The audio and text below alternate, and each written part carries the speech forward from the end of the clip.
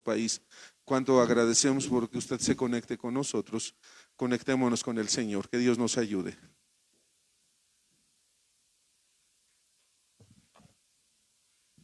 Gracias, Jesús.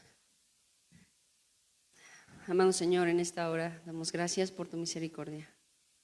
Sea tu voz hablando a nuestros corazones, Señor Dios, tocando nuestras vidas y haciendo la obra, Señor Jesús, que esperamos y confiamos en que terminarás. Alabamos tu nombre y te bendecimos, Señor, en el nombre de Jesús. Amén. Hermanos, vamos a leer Génesis capítulo 1, versículo 3. Este mensaje es realmente corto, espero.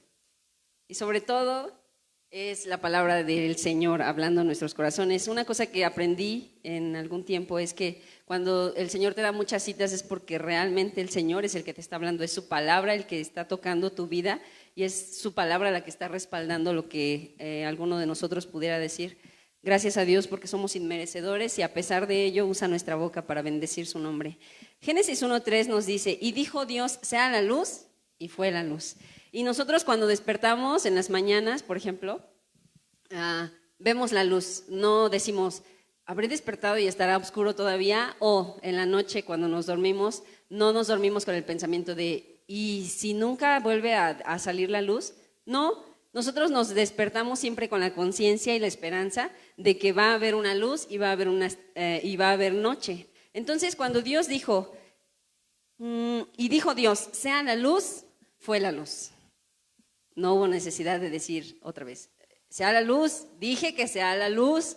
A ver, escúchame, creación entera, universo, sea la luz. No, cuando Dios dijo sea la luz, fue la luz. Y en Génesis 1:26 dice el Señor, y dijo Dios, hagamos al hombre a nuestra imagen, conforme a nuestra semejanza, y señoree en los peces de la mar y en las aves de los cielos, etc. Cuando dijo Dios, hagamos al hombre, es porque ya estaba el hombre.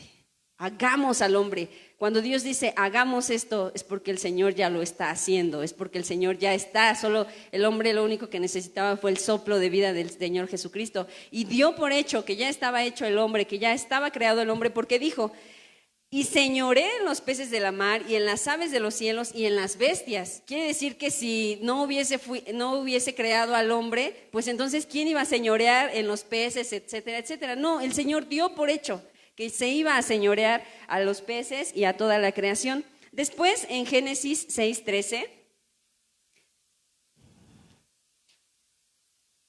nos dice, y dijo Dios a Noé, el fin de toda carne ha venido delante de mí, porque la tierra está llena de violencia a causa de ellos, y he aquí que yo los destruiré con esta tierra. Cuando el Señor dijo, el fin de toda carne ha venido delante de mí, el Señor descendió agua. Y hubo un diluvio y terminó con toda la carne, con todas las especies, con todo lo que había. Sin embargo, también le dijo a Noé que lo iba a librar. Y entonces en Génesis 9:1 dice, y bendijo Dios a Noé y a sus hijos, y díjoles, fructificad y multiplicad y henchid la tierra. Lo que significa que después del diluvio y la inundación y todo lo que sucedió, el Señor libró a Noé. Porque así se lo prometió. Dios prometió a Noé que lo iba a librar del diluvio y lo prometió, y no solamente cumplió con su promesa, sino que le dijo, fructifica, multiplica y llena la tierra, porque esto es tuyo, yo te lo di, yo te prometí y aquí está, te estoy bendiciendo en abundancia, no solamente con pequeñeces. Después en Génesis 21:1 y 2 nos habla acerca de la historia de Abraham, de Isaac y de Sara. Y dice, y visitó Jehová a Sara como había dicho, e hizo Jehová con Sara como había hablado. Y concibió y parió Sara a Abraham un hijo en su vejez, en el tiempo que Dios le había dicho. Es decir, que Jehová, Dios de los ejércitos, nuestro Jesús, nuestro Salvador, nuestro Dios eterno, le dijo a Sara, te voy a dar un hijo. Primero se lo dijo a Abraham, te voy a dar un hijo. Y cuando Sara escuchó, ¿qué hizo? Comenzó a reírse y dijo, no es posible, ¿cómo es que me van a dar un hijo? Soy tan grande. Y sin embargo, en Génesis 21:1 y 2, el Señor nos muestra y nos dice, yo cumplí mi promesa.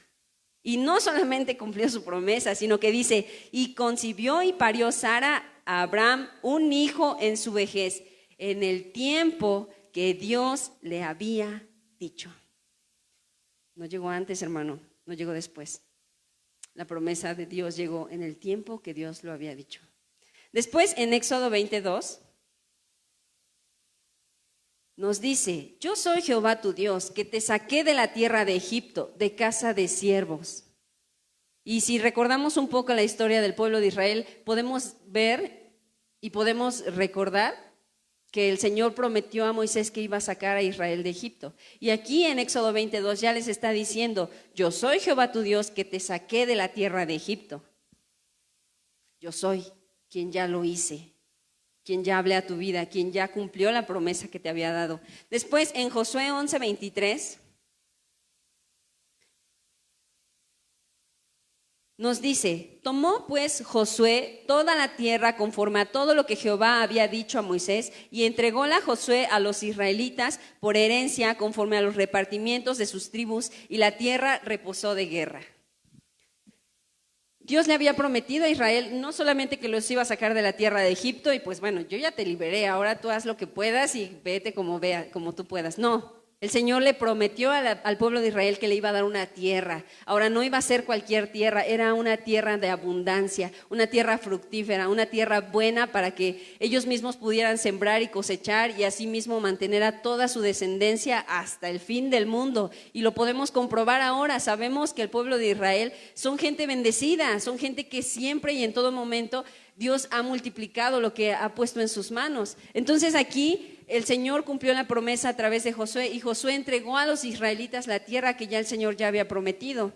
Ahora, en 1 Samuel 1:20, si recordamos un poco la historia de Samuel, de Ana, por ejemplo, cuando Ana le pide a Dios un hijo y Dios pareciera que se tarda en responder y Ana se desespera y bueno, está llorando y sufriendo y padeciendo, sube, pide al Señor un hijo y el Señor se lo da. ¿Por qué? Porque en Samuel 1:20 nos dice: y fue que corrido el tiempo, después de haber concebido Ana, parió un híjole y púsole por nombre Samuel, diciendo: por cuanto demandé a Jehová.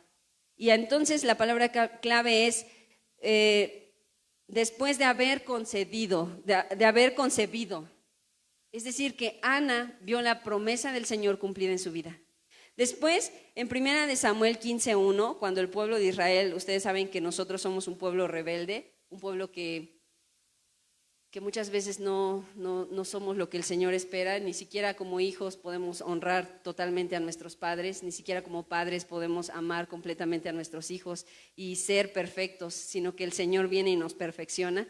Entonces, aquí el pueblo de Israel estaba pidiendo un rey y el Señor se los dio. En Samuel 15:1 dice: y Samuel dijo a Saúl: Jehová me envió a que te ungiese por rey sobre su pueblo Israel.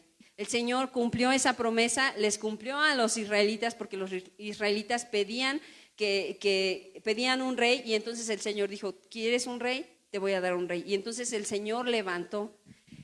¿Qué estoy diciendo con estos ejemplos, hermanos? Que Dios cumple aquello que Él promete. En todo tiempo el Señor termina la obra que Él comienza. En ningún momento el Señor te va a dejar a medias, ni en ningún momento te va a dejar estancado o tirado en algún lugar. No, el Señor va a cumplir esa obra que ha prometido para ti.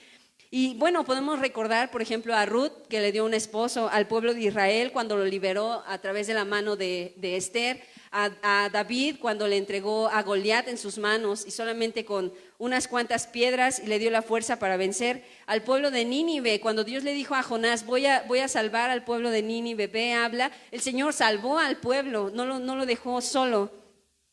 Ahora, hay algo muy, muy hermoso que quiero decir a través de todo esto. Está en Isaías 7:14. Isaías 7:14 nos dice: por tanto, el mismo Señor os dará señal. He aquí que la Virgen concebirá y parirá hijo y llamará su nombre Emmanuel. Es decir, que en Isaías 7:14 el Señor dijo que nacería un hijo. El hijo al cual le pondría Emmanuel, que significa con nosotros Dios. Desde ese momento Dios hizo una promesa: van a ser un hijo mío, van a ser un hijo que va a demostrarte que yo voy a estar con ustedes todo el tiempo. Y entonces en Mateo 1:21 se cumple esa promesa que el Señor había hecho, porque dice, y parirá un hijo y llamará su nombre Jesús, porque él salvará a su pueblo de sus pecados. Todo esto aconteció para que se cumpliese lo que fue dicho por el Señor, por el profeta que dijo, he aquí la virgen concebirá y parirá un hijo. Hermanos, hasta este momento podemos ver que después de no sé cuántos años atrás, el Señor ha cumplido cada una de las promesas que ha hecho. Ahora, estas son las que el Señor plasmó en la palabra, las promesas que el Señor dijo, y que nosotros podemos tener esos antecedentes y decir, sí, sí es verdad. Si el Señor abrió el mar en aquel tiempo, lo hará ahora. Si el Señor le dio a Ana un hijo, lo hará ahora. Si el Señor sanó, ahora lo hará. Si el Señor dio, ahora nos dará. Si el Señor ungió, ahora ungirá también. Y llega Jesús, porque Él prometió que mandaría un Salvador y lo mandó. Y entonces nació Jesús, y Jesús en cada uno de los evangelios podemos darnos cuenta durante cada una de las predicaciones, de los mensajes que nos han dado, podemos darnos cuenta que Jesús hizo promesas, Jesús habló, y entonces Jesús multiplicó el pan, multiplicó el vino, convirtió el agua en vino, sanó enfermos, resucitó muertos, hizo caminar a un hombre sobre el agua y aún él mismo caminó sobre el agua. Y viene lo más importante de todo. Dijo que resucitaría. Y resucitó. Vamos a Mateo 26, 32.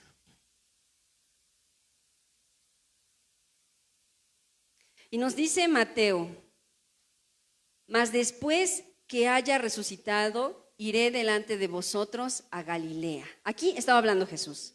Y después que haya resucitado, iré delante de vosotros a Galilea. No nos está diciendo, oigan, si es que resucito, entonces nos vemos en Galilea.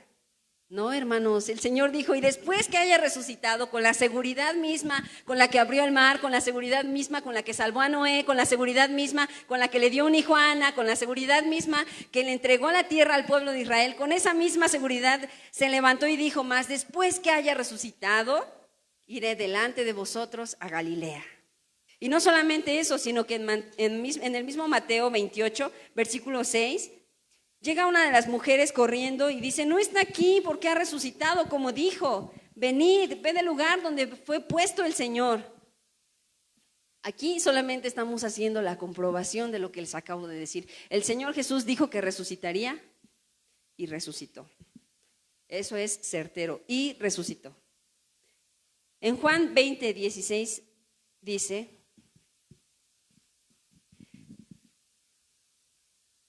dícele Jesús, María, volviéndose ella, dícele, Rabuni, que quiere decir maestro. Y dícele Jesús, no me toques porque aún no he subido a mi Padre, mas ve a tus hermanos y dile, subo a mi Padre y a vuestro Padre y a mi Dios y a vuestro Dios. El Señor se mostró que ha resucitado, mostró que tiene la fuerza sobre la muerte y sobre el infierno, lo mostró, lo demostró. ¿Cuántos de nosotros creemos en la resurrección de Jesucristo?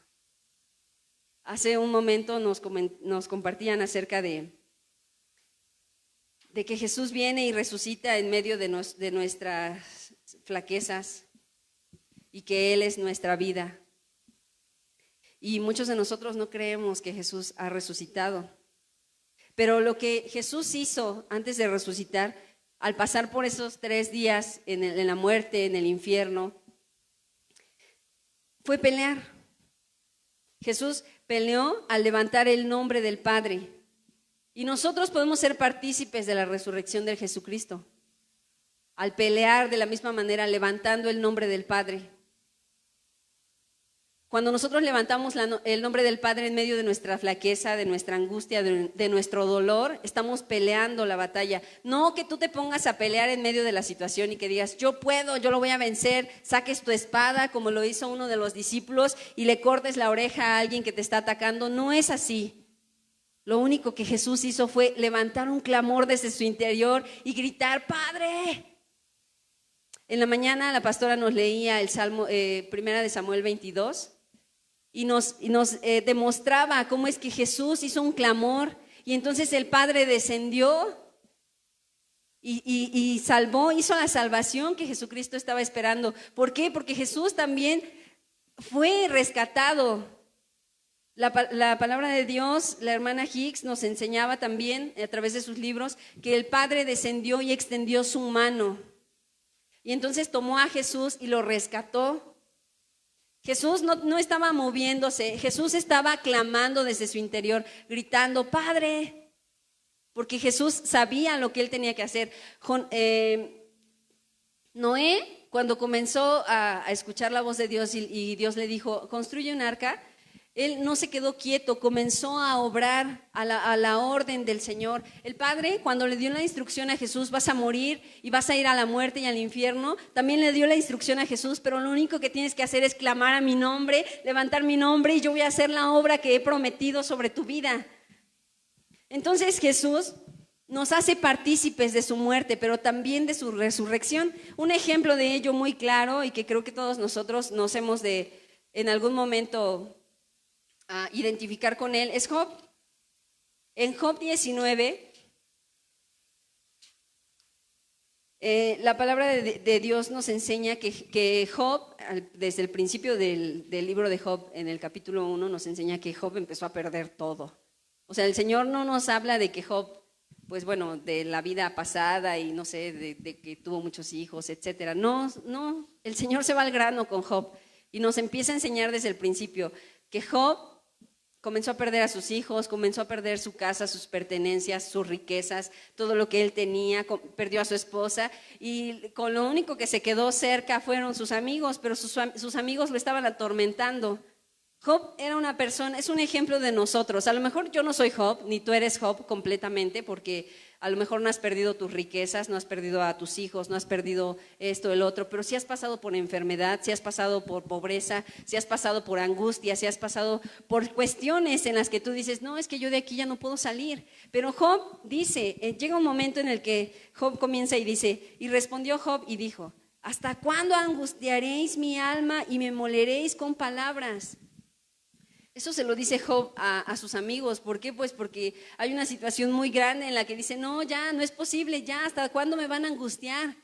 Pero después de todo el proceso, de todo lo que él habla con sus amigos, de todo lo que el Señor le hace ver que hay en su corazón, entonces Job en el versículo 25 de ese mismo capítulo nos dice, yo sé que mi Redentor vive y al fin se levantará sobre el polvo.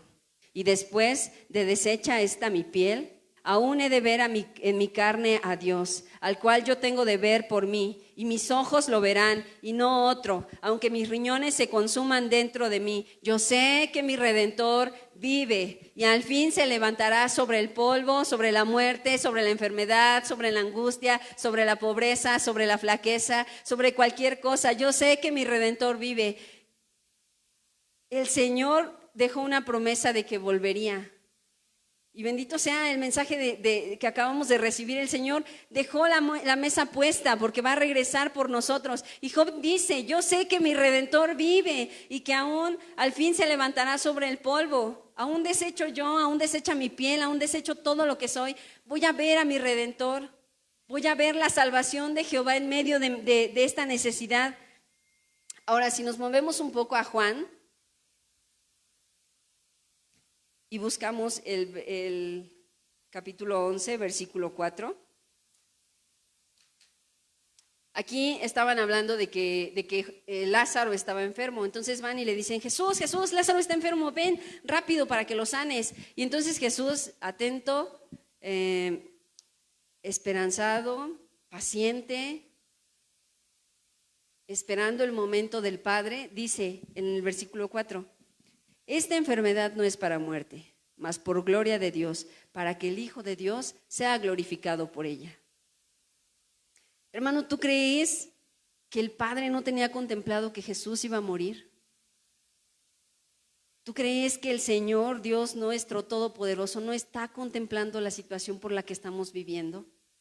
No ha contemplado la enfermedad que nos está rodeando, el temor que muchas veces viene a nuestra vida y nos acecha y nos hace dudar y nos hace pensar, ¿será, Señor? ¿Será que tú me has de guardar hasta el fin? Señor Jesús, ¿será que tú me has de redimir aún en medio de estas situaciones? Señor, ¿será que tú me has de dar empleo? ¿Será que tú me has de dar comida? ¿Será que tú me has de dar riqueza, Señor? No en abundancia, sino lo que necesito. ¿Será, Señor, que tú suplirás en medio de esta necesidad? Pero entonces el Señor en el versículo 4 dice: esta enfermedad no es para muerte, mas por gloria de Dios, para que el Hijo de Dios sea glorificado por ella.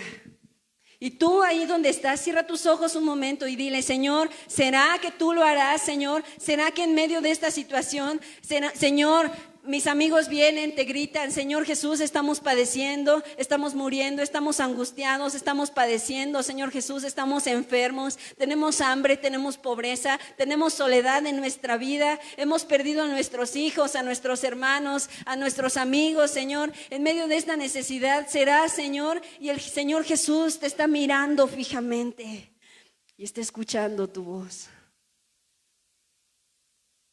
Y en ese momento te responde: esta enfermedad no es para muerte, mas por gloria de Dios, para que el Hijo de Dios sea glorificado por ella.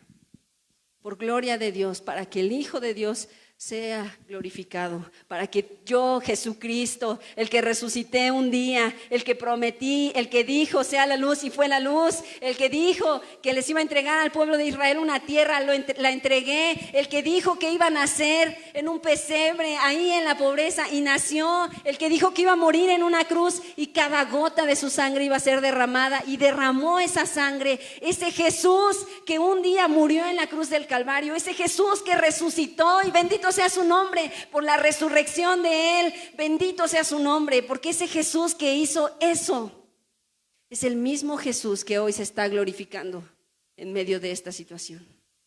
Es el mismo Jesús que está esperando que tú te levantes y digas: gloria al Señor, aleluya.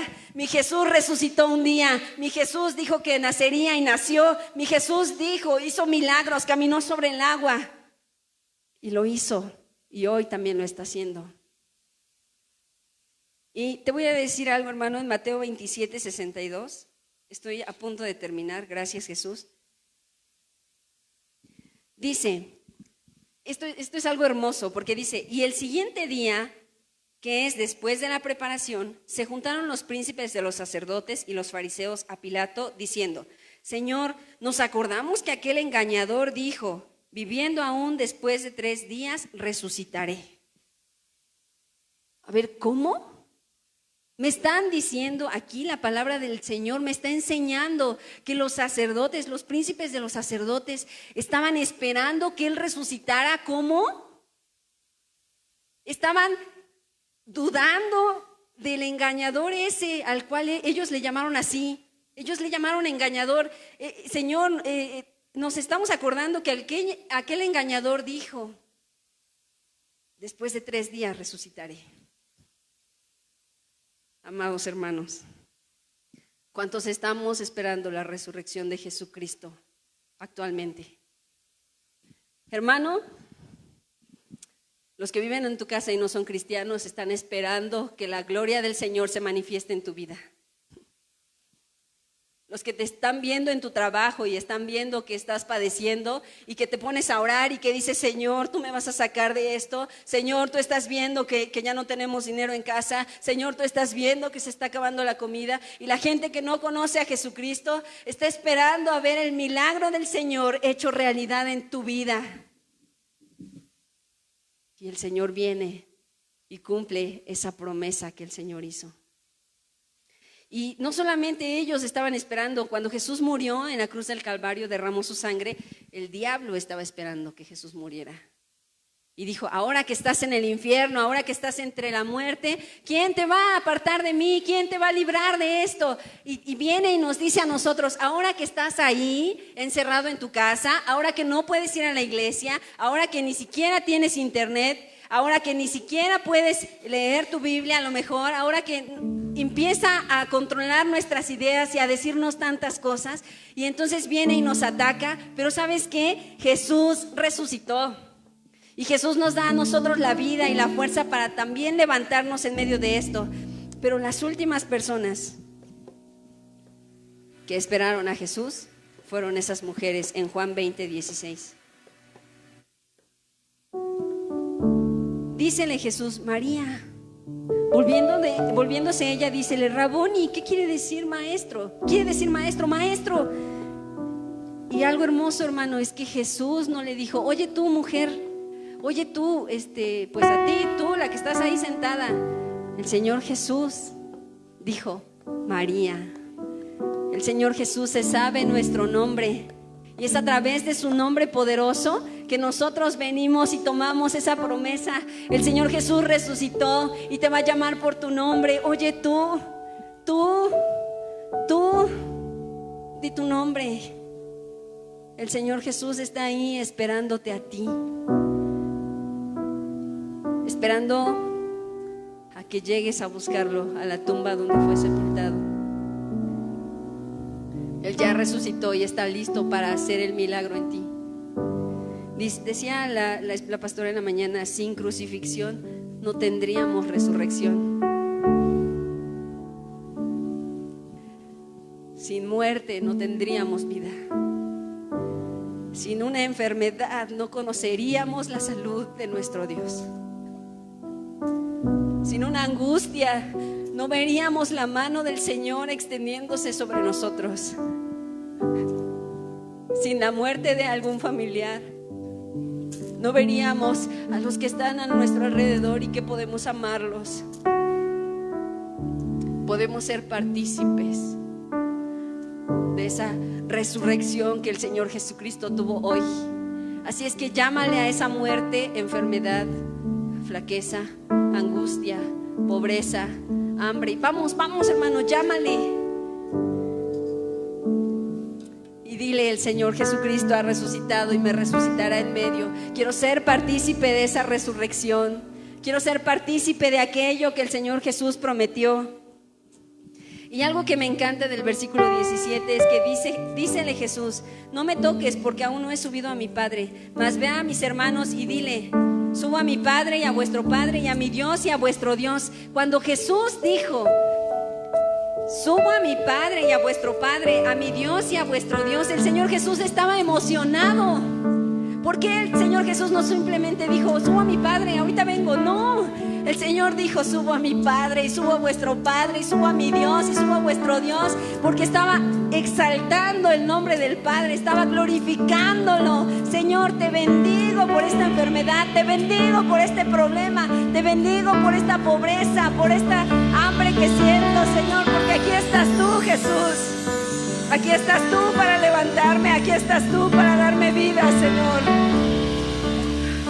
Para hacerme partícipe, Señor Jesús, de tu crucifixión. Y al final del día, yo sé que mi Redentor vive.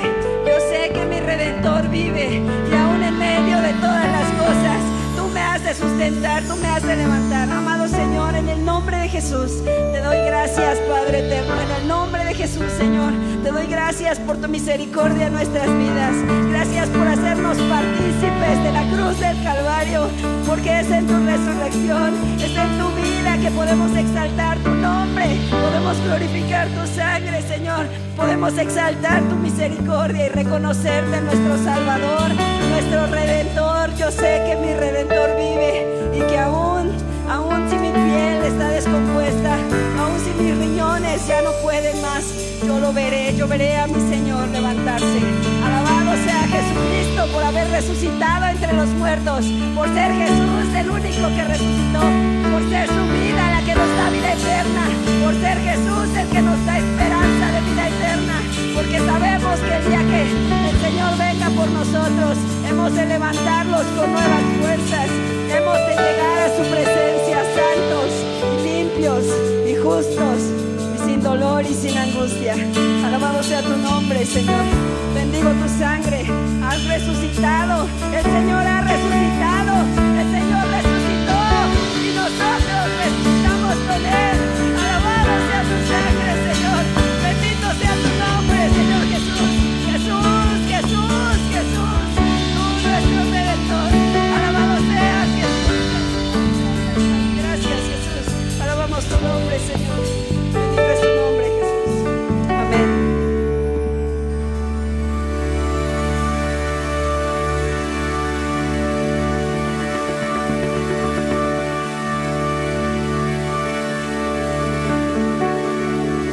Mi vergüenza me sepultó.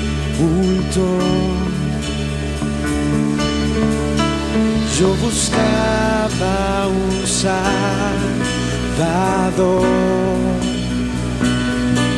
mas tu perdón